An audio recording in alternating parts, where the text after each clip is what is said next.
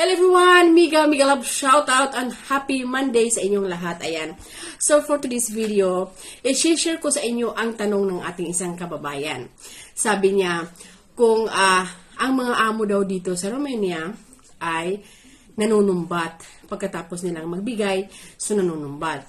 So, bago ko sa inyo i-share, by the way, my name is Lisa. I am from Philippines. I am currently working and living in Romania. So, napakaganda nitong tanong ng ating isang kababayan. So, ang tanong niya, sabi niya, ma'am, ang mga amo bang Romanian ay nanunumbat pagkatapos nilang maibigay sa iyo? Sa totoo lang, 1 to 10 na employer, 1 to 10 na amo, 3 dyan ang nanunumbat.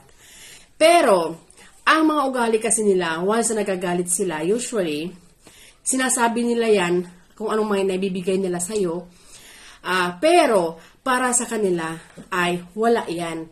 Halimbawa, magalit sila, sasabihin nila sa'yo, binigyan kita ng ganito, binibigyan naman kita ng ganito, binibilhan kita ng ganito.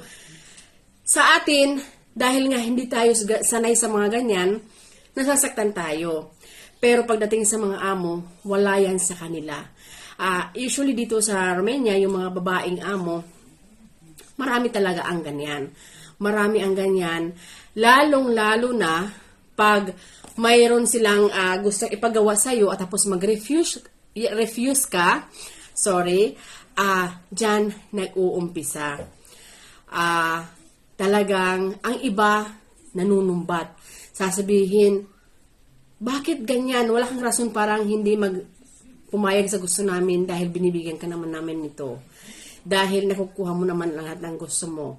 Dahil binibilhan ka namin araw-araw. Dahil binibigyan namin yung mga anak mo. Ganon ang iba. So 1 to 10, as I say, 3 ang ganyan. Pero dito sa Romania kasi, sila, lalong-lalo na pagdating sa ating mga amo, pag sila ay nagagalit, wala yan. In few minutes, lilipas yan. Ang mga sinabi nila, baliwala yan. So, wag tayong masasaktan. Yan ang sinasabi na pasok dito, labas dito. Kasi wala talaga yan. Yung iba, nagtatampo. Yung iba, gusto umalis agad. Yung iba, hindi maka-get over talagang dinarandam. Wag po nating damdamin. Wag nating patulan. Kasi lumabas sa kanilang bibig, pero sa totoo lang, hindi nila yan ilalagay sa puso nila. Wala yan. Magalit ang ating mga amo. Nanumbat sila sa atin. In seconds lang yan. After that, mafe-feel sorry na sila. So, huwag tayong magtampo kaagad. Huwag tayong mag-isip agad na lilipat. Huwag tayong magtanim ng sama ng loob. Kung sinusumbat nila sa atin ang ating ibinibigay, matuto na rin tayo magsabi na ang ibinibigay nyo, hindi ko yan hinihingi. So, sana makatulong. Pasensya na kayo dahil sa aking Tagalog. Alam nyo naman, pag waray, mahirap talaga akong mag-Tagalog or English.